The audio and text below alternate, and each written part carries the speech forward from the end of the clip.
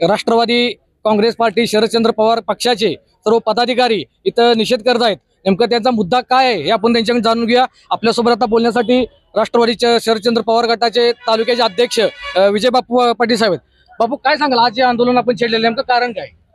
आज हे आंदोलन आम्ही छेडले याचं प्रमुख कारण एसटी ची जी 15% भाववाढ झालेली वाहतूक दरामध्ये जी केलेली वाढ आहे याचा निषेध व्यक्त करण्यासाठी आज या ठिकाणी आम्ही आंदोलन करतो।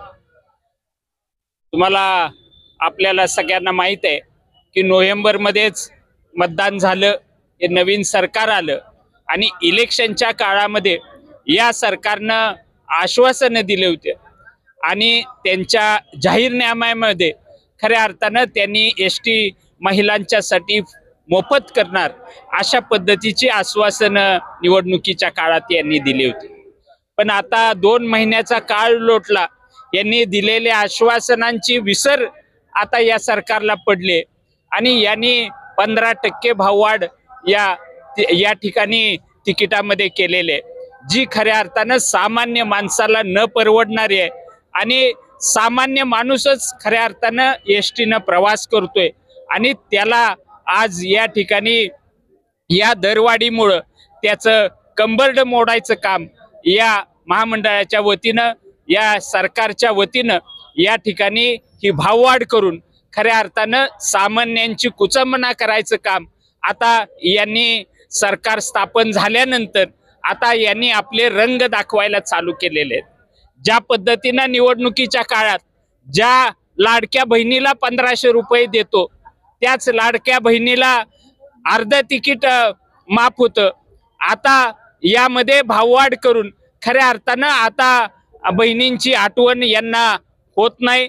आता सगळ्या योजना ह्या गुंडाळणार आणि आर्थिक शिस्तीच्या ह्याच्या खाली परत आणि या 5 वर्षामध्ये यांचा जो अनागोंदी कारभार आहे हा खऱ्या अर्थानं सामान्यांची लूट करणारं हे सरकार, याचा निषेध व्यक्त करण्यासाठी आज आवर्जून आम्ही वाळवा तालुका राष्ट्रवादी काँग्रेस पक्षानं या ठिकाणी आज आंदोलन करतोय।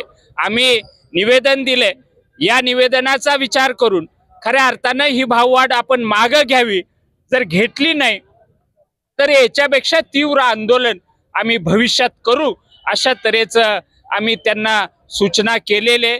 यामध्ये सरकारनं याचा विचार, आमच्या मागणीचा विचार करून योग्य तो निर्णय लवकरात लवकर जाहीर करावा अशा तऱ्हेची विनंती मी वाळवा तालुका राष्ट्रवादी काँग्रेस पक्षाच्या वतीनं या ठिकाणी आम्ही निवेदन देऊन केलेले। बापू, ह्या ज्या वेळेला घोषणा जाहीर झाल्या त्यावेळेला या राज्याचे माजी अर्थमंत्री जयंतराव पाटील साहेब यांनी असं सांगितलं होतं की ह्या सगळ्या घोषणा आहेत या राजकीय जुमला आहेत, पण हे कुठं सत्यात येते असं वाटतंय का?